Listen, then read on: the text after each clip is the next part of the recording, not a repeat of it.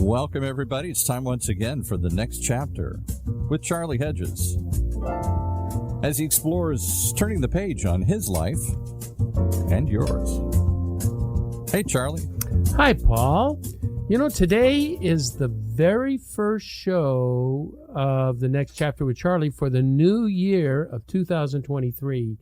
And I was thinking, who would I have as a guest on the show? And I thought right away of my dear friend Rand Sperry.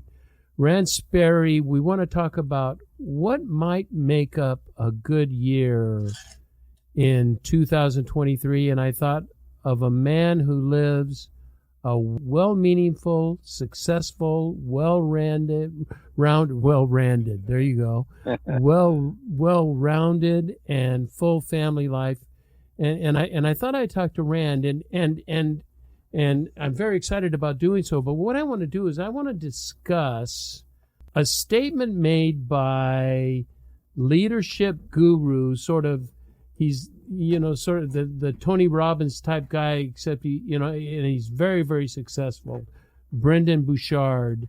And he has a take on what it means to live a life of purpose and leave a legacy that means something. Brendon suggests something like this: at the end of our lives, we will all ask in one way or another, did I live? Did I love? Did I matter or contribute to society? And it seems to me that if we approach life with those three questions in mind, we just might be able to say, yes, I have lived a good life. So let's have our time together with Rand Sperry. Rand Sperry, welcome to the next chapter with Charlie. Charlie, thank you for having me on. It's great always to talk to you and converse back and forth on the meaning of life and it means to us and everyone else. Well, you are such a Fire away. You're such a highly respected man for me, and I see you as a model in so many different ways of living life. What do you think about approaching Brendon's three ideas of did I live, did I love, did I matter, or I put also there contribute? Do those seem like good questions to you? They're great questions. Yeah. Great questions. Now, when I was thinking of did I live, that almost is the primary question, because I think we end up oftentimes living almost by accident or by following some sort of procedure that someone has set, that we have a certain kind of job and a certain kind of marriage and certain kind of activities that are told to us almost secondhand. We get them from our parents, we get them from our peers, from our education, but it's not firsthand. What does it really mean to me to truly live? And as I was thinking about this, Rand, on my web presence, the next chapter with Charlie, I have the subtitle, In Search of Meaning, Adventure, and Awe. And occurred to me that those are really three important aspects of life: meaning, adventure, and awe. What are your feelings on that?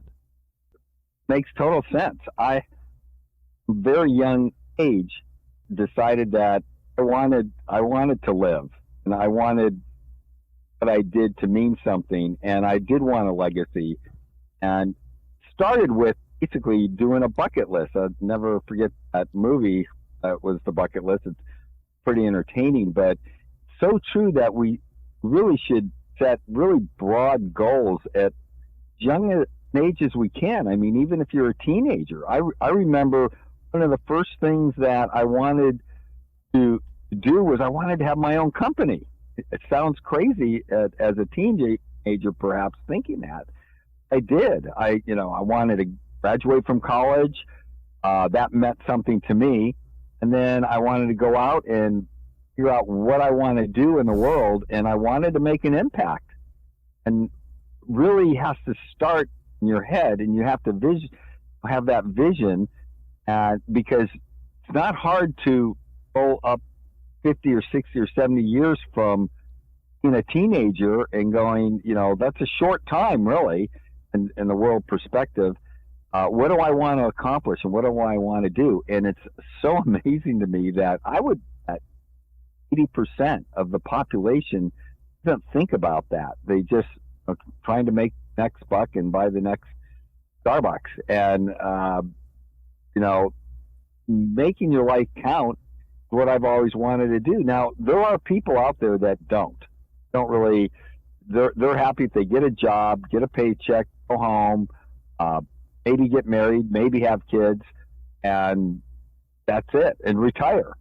And they're perfectly happy with that. So I'm not trying to get down on that type of individual, but I just know that's not for me. So I'm happy to be every day trying to make a difference. It's almost a blessing and a curse, isn't it? Yeah, it is. It is. It does feel good once in a while to just sit down at home and relax and have a drink and a cigar, in my case. There you go. Do nothing. But that's part of it. I do that. But I do have a pretty active life, as you know, and for your audience at large, I have 6 children. They're all married except one, and he's engaged. So his fiancée is part of our life as well. So I really have 12 of them, and then my wife and I is 14, and we have 2 grandchildren and 1 on the way. And, I didn't think of that when I was a teenager. I knew I wanted to have a family and get married and have a family, but my wife so I would have been happy with 2 or 3 kids, and somehow we ended up with 6, and I, of course, don't regret any bit of that. A basketball team with a bench player. Yeah, with an extra. And, even when I started my company, which is a commercial real estate company, I didn't really do it just to make money. I wanted to be the best. And I also wanted to change the industry. In the commercial brokerage, one of the things that is not that commonly known is that brokers do not like to cooperate. When they list a property, they want to find the buyer and they want to get both ends of the fee. Who doesn't want to cooperate? Brokers, for example. Brokers. I thought you said hookers, and I'm thinking hookers do not want to cooperate. You pay them. Rand, we're getting a little personal on this show. No, I'm talking about the real estate brokerage community. Okay. Likes to keep things to themselves. And I started a company along with a guy named Mark Van Ness where we cooperated. We listed something, we made a commitment to share commission with the other brokers in the community, and it really gave us that edge that we needed to grow the company into a national real estate company. Where did that come from, Rand? I mean, is it a personality? Is it parents? Is it the peer group that you're with? Is it all of the above? I think personality and parenting have so much to do with it, but it is personality, because you can have 2 different people with the same parents that one has your goal and the other has, I just want to live an ordinary life. And the perfect example is my family. My brother worked for United Parcel Service his entire life and retired with a nice nest egg, as they got stock every year. He was in management. Sure. And he retired at 55 years old. And here I am, I'm going out trying to slay the world, and it's like, where did it come from? I think it is a lot of his personality, and a lot of it was, your parents, like in my case, my dad could see that I was always looking for more, and he would mentor me in that direction, even though he didn't do it to the extent I did. He knew, he fed the beast. And, gave me the ideas. He's the one who told me you should get into commercial real estate. He's the one who told me I should buy apartment buildings, create passive income. And I followed that path, even though that was not his path. And I didn't mind hard work. That's the other thing. Because like you said, it's a blessing and a curse. Being out there and contributing to society in ways that not just help you, but make a difference in the world and to other people, does take work. It does take effort. It does take work, and it's a pain in the rear sometimes with all of because it is political, it is social, it has, you have all of the internal conflicts. It's not It's not an easy deal, but the end result is so much better than just making an extra 100 or 1,000 or 10,000 bucks. It's incomparable. That isn't meaning. I want to talk about meaning, but before I talk about meaning, I want to talk about something that's very important in yours and your wife's life, and I think your kids have taken hold on this too, and that's in my trilogy of meaning, adventure, and awe. You guys are really big in adventure and awe. I mean, how many trips do you take in a year? I mean, I know you've got to take 3, 4, 5 trips a year where you're visiting other countries, other societies. You have a place in Chicago where you go and it's a whole different set of friends. Adventure and awe are very important in your life, aren't they? Oh, I think so. I mean, that really, to me, is even more important than the money. I love the adventure and the awe. And, some guys have a beautiful home on, the beach. And I'm like, that would be more of a curse than a blessing to me, because when you have something like that, that's what you do. Yeah, you clean the windows every day because of the salty water. Yeah. and like, my wife and I are heading to Antarctica middle of January, in a couple weeks, and I'm excited about it. And it's crazy because, I mean, it's not a cruise to different countries. Hop on the boat in Uruguay and we march right out to the Arctic, and we spend 8 days there, and then 2 days there, 2 days back. And this particular boat had an accident about, I think it was the middle of November, where wave hit it. I forget what they had, a rogue wave. And it really knocked it on its side, and it actually killed a 62-year-old woman. And it's so funny. I thought, my wife's going to cancel. Nope. No. Yeah, Rosemary's a trooper.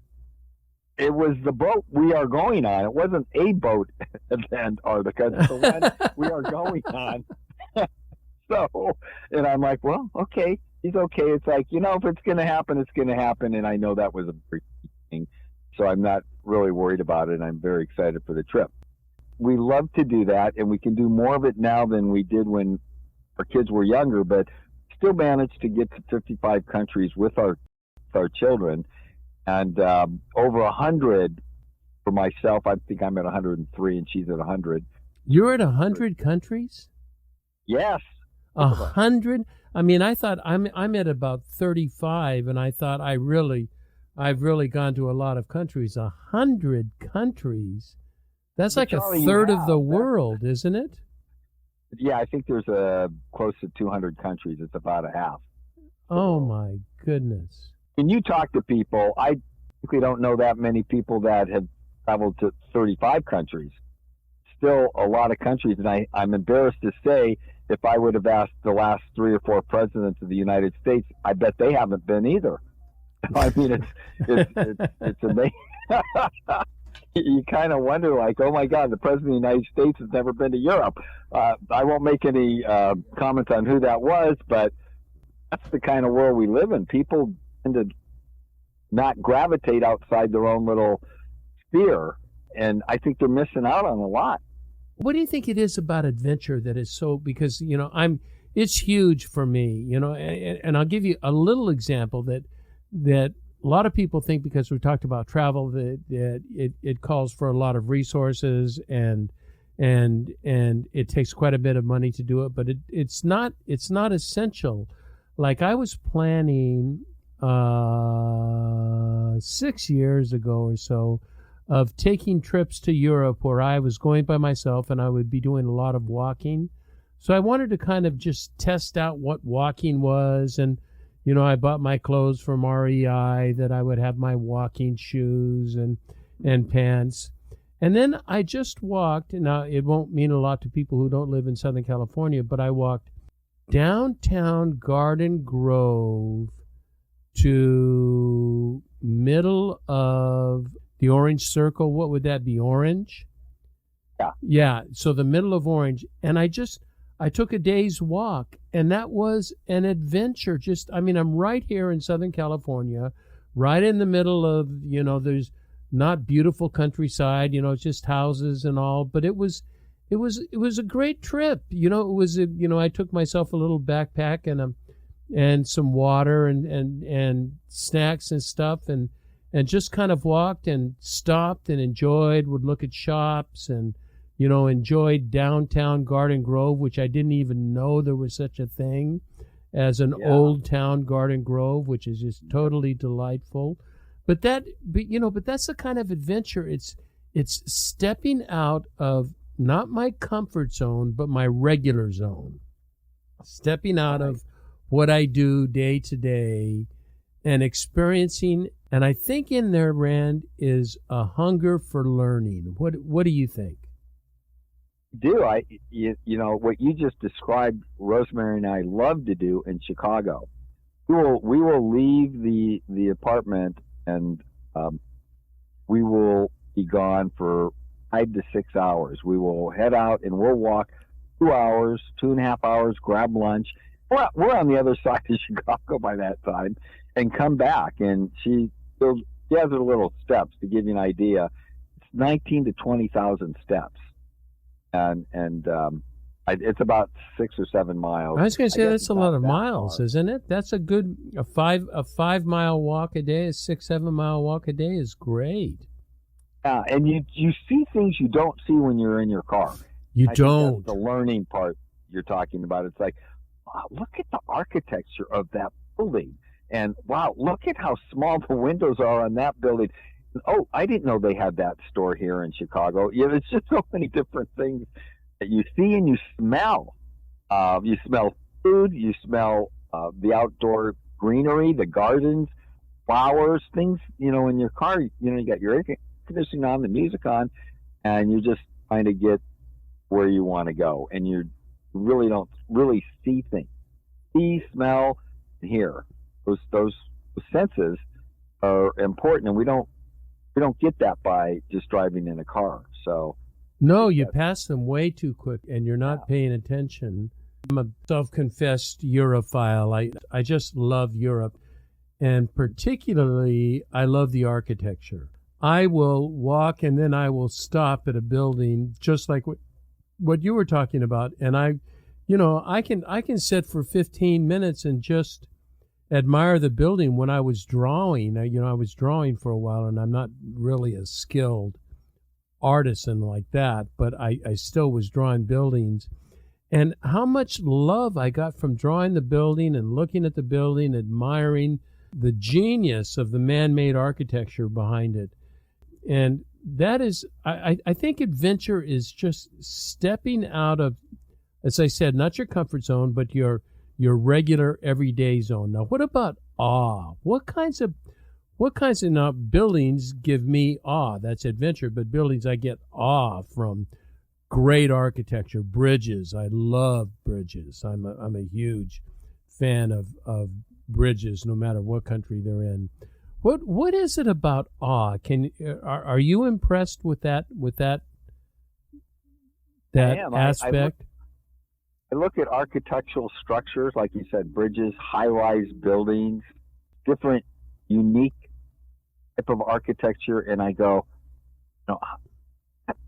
all of that, by the way, came from this earth. In other words, it's kind of weird when you think of it. At one time, it was all just earth, and somehow they managed to make this bridge, and make it work. And so it took, finding the resources in this earth, this planet, and then molding them and creating them be strong enough to hold cars on them, and then somebody having the intelligence to design it and engineer it so that it works. And that's what goes through my head. And to make it beautiful. And, bridges, there are bridges that are just extraordinary. And it's just an amazing thing. I mean, I know we digress from, what's the meaning of life. And no, we don't digress. This is what we're not just talking meaning of life. We're talking about living a full life. And I think living in awe is living a full life. It's an appreciative, grateful, understanding of the magnificence of the world. We talk about awe, and we talk about, we get into nature, Mount Shasta, the mountains, the snow. I find, and the city gets poo-pooed by people who are of the nature ilk, but I find man-made is sort of God-created talents that a human being created something, as the Creator created the earth, created something of magnificence that can be appreciated. Look at the cathedrals in Europe. I mean, they're scary. They're just they're scary beautiful. Charlie, some of these are 1,500 years old. I mean, the average is about 1,000 years old. And I was just on a cathedral tour this last summer, and we saw churches every day. One would outdo the other, and it's just like, and you do not see that here in the United States like you see it in Europe. That's one of my favorite things in Europe. There's so much. It is very different than the United States, especially in Orange County. We are all about facades and like Las Vegas, fake pyramids and fake this and fake that, and they're going to last 20 years and fall apart. As we're on Live, let's talk briefly about meaning. And I have a hard time doing this without talking about family, and that's going to be next. But what types of things, apart from your family, offer you a sense of meaning in life? Can you think of anything? Well, it's probably that part of contributing. And in other words, to me, it's helping make a difference in a person's life. I don't know if that's meaning, but it's important to me that, because I felt like I've been treated pretty well in life. So many different people that have given me a hand. And so it's important for me to help others that need that same end. And that brings a lot of meaning in my life, helping them. So I'm not sure if that's where you're going. Yeah, I think, I'm not really going anywhere. I'm questioning. I'm in a questioning period, and I think I would agree with you that it is service. That is what gives me meaning, is when I have been divinely and graciously gifted with certain talents, as has everybody else.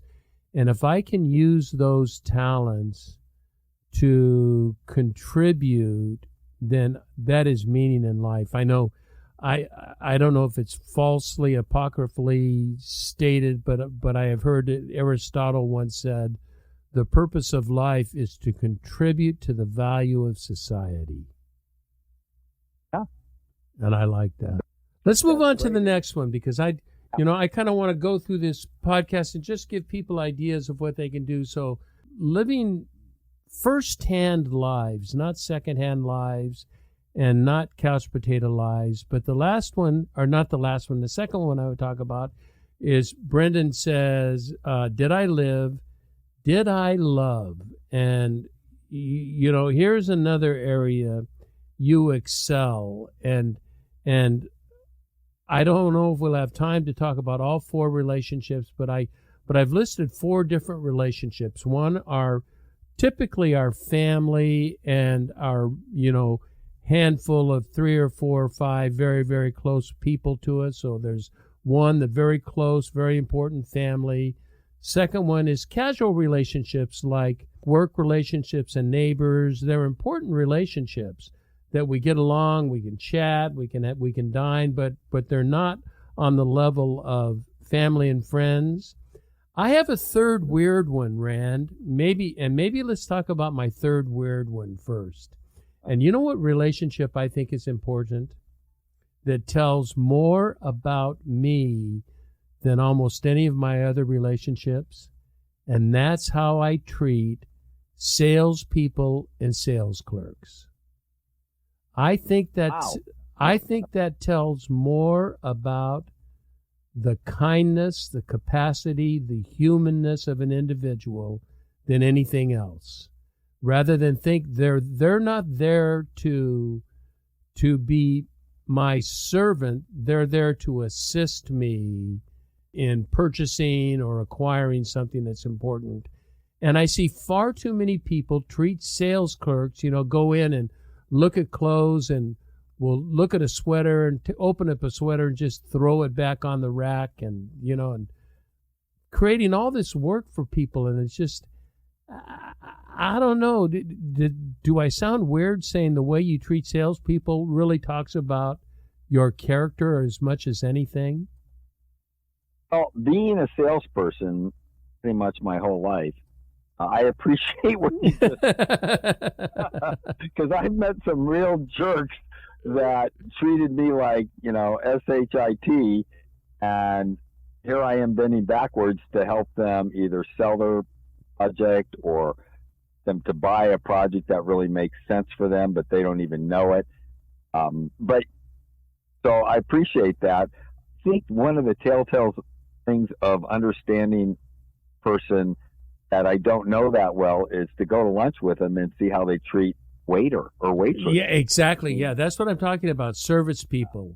Yeah. How do you treat? Oh my goodness. Yeah, that's huge. I think it tells a lot. And honestly, I think when people are being difficult with service people, typically they're not happy themselves. I mean, that's really what's going on. You're not happy about where you are in life or what you have not achieved or some personal things going on in your life. And when I would train salespeople, because I'd warn them, you're going to go out in that world there and talk to people, and some of them are not going to like you. They don't want to be sold.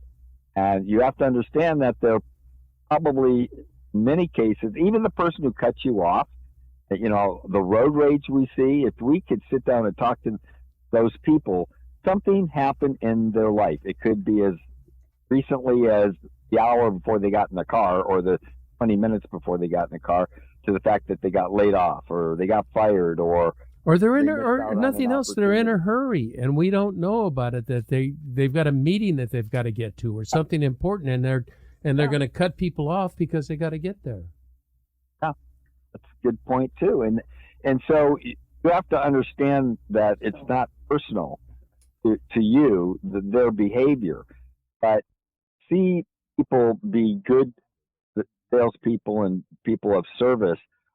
Just tell you something, because no matter what's going on in their life, because no one's having a perfect life, let's face it, they maintain that ability to treat others with the respect they deserve.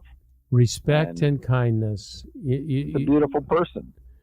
Kindness is one of my top values that I respect from other people, and it is something that I attempt to live by. And people of all, just all aspects of life, because I try to be unusually kind and appreciative and say kind words to people. You can't believe how that comes back on you. When I go to restaurants, I'm treated well. When I go to the store, if I know somebody, they take care of me. And it's not because I've paid them extra money or anything. It's just because I've been flat nice. What does it take to be nice? It doesn't call for much. It is amazing, and like you said, it comes back tenfold. I just had that experience before I got on the phone with you. I was in South Coast Plaza here in a store, and the salesperson went out of their way get product I was looking for to make sure I got the rewards points, because I was in Bloomingdale's and this product. And God knows you need reward points. Yeah, and you can buy the same thing in the main store down the mall, and she didn't have it in stock. She called the main store and convinced them to let her go get that inventory, bring it to me, just so I could have the rewards points. She didn't have to do that. Oh, that is so amazing. kind. Yeah. So, anyway. Yeah, and those are the things that make a difference. When we can talk about loving of our, the love we give that are people that are close to us, but the love that we show, the kindness that we show to strangers, or people that we contact with in business is absolutely critical. So it's how I live my life, how I love, and there's lots of love. There's lots of critical things. We could spend the whole show on love, but I want to talk about the last one, and I want to talk about it's did I live, did I love, did I matter? We already covered this, but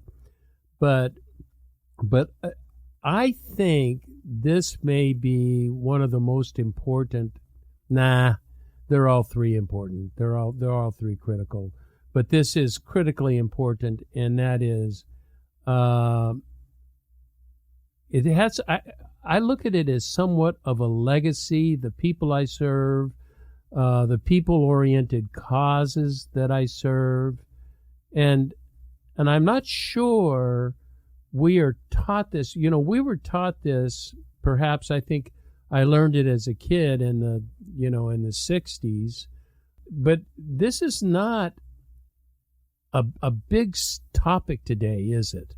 About serving and caring and participating in the well-being of other people. It's a good topic you came up with today. Great way to start the year. Let me tell you about my legacy and see what you think, what I would like my legacy to be. I am afraid of being known. I like being unknown. I like being just the guy that does the things without people knowing who the guy that does the things. So my legacy is a legacy of kindness and love, good-spiritedness, helping people. And I feel like if I do that, it doesn't make a difference to me if people, after I'm dead, if people know that Charlie did that. What's important to me is that I spread sort of a karmic, a mentality out there, and that other people are loving and kind and compassionate. And if I can be an initiator of that and help other people say, that really worked. I saw that really worked with somebody that I know. That is the legacy I want to leave. I don't care if I learned how to be kind through Charlie. I could care less, because I know it's a friend that once told me, Charlie, you don't want to know about your legacy is stick your fist in a bucket of water and pull it out. And as long as it takes for that water to fill the hole back up, is as long as you'll be remembered. Well, yes and no. I mean, I think that's a great legacy, and your viewers, if they don't know, I'm going to tell them that you spend a tremendous amount of your time being out at Wells of Life and making a difference in thousands of people's lives in Uganda, and they don't know who you are. And even the people at Wells of Life, really, or the contributors that give money don't realize how hard you work, and you do it out of the goodness of your heart. You don't get paid, and you don't get honored for that, really. So you're making a huge difference, and you're creating a legacy, but a legacy of life for other people, so that they can go on and live a full life, not die because they've too much contaminated water. So, I mean, I know you've done a lot more than that in your life, but right now, that's what I know about Charlie Hedges. And me, that's the thing. It's not your name on the building that's so important. It's what did you do to really affect life of another person? Did you make a difference? I've heard people say, if you've made the difference in just one person's life, you've lived a good life. You've got a legacy. You've done something. Well, hopefully we've done that with our children, but it's got to go beyond that as well, at least my mind. Because if you've got the talent and the treasure and the time, you should use it and give back and create a legacy that may be unknown, but you've made a difference. You've contributed. And so, tell you this, the people closest to you will know, and that legacy will continue in your life. I look at my kids. I know that when I'm long gone, my kids and my grandkids will remember things about me. Right. I hope they will take and teach their children. So, well, it helps if you have a tribe. When you only have one child, that's one thing. But you've got a tribe, so that makes a big difference.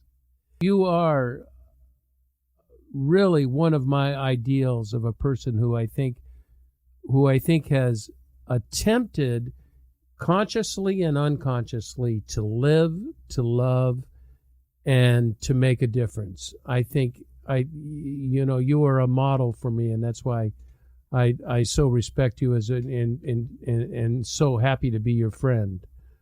You're a fine man, Rand Sperry. Okay, that's all I have for today. I wanted a bit of a shorter show, and I think we talked about what is going to count in 2023. Live, love, and make a difference.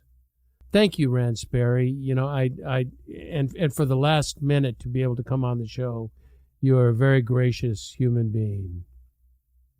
Happy to do it. Okay, I want to thank all our listeners for listening to The Next Chapter with Charlie. And please be sure to check us out at our website, thenextchapter.life. And until next, this is Charlie Hedges signing off. Bye for now.